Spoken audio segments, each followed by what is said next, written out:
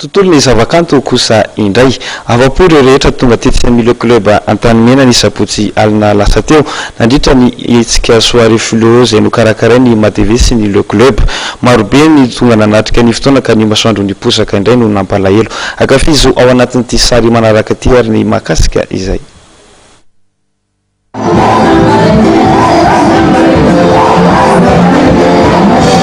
mitotorepika ireo rehetra tonga tetsy amin'ny le club Antanimena ny sabotsy teo nandritra ny etsika soirée fluo nokarakarainy Matv sy ny le club Antanimena arak'izany dia nifaly avanja tokoa ireo mpakafy fety nanatrika izany etsika izany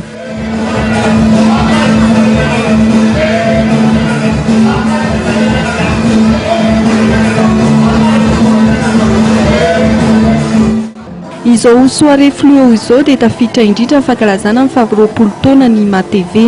tamin'izany dia nisafidy ireo mpanakanto mafana amin'izao fotoana izao mpikarakara anafana ity lanonana ity ka Hitany Simena sy Sacha Bambam manona sainy tonga maro mpakafy ary nafana ny fotoana nalainy sara ka ny rehetra arak'izany rehefa naraina ny andro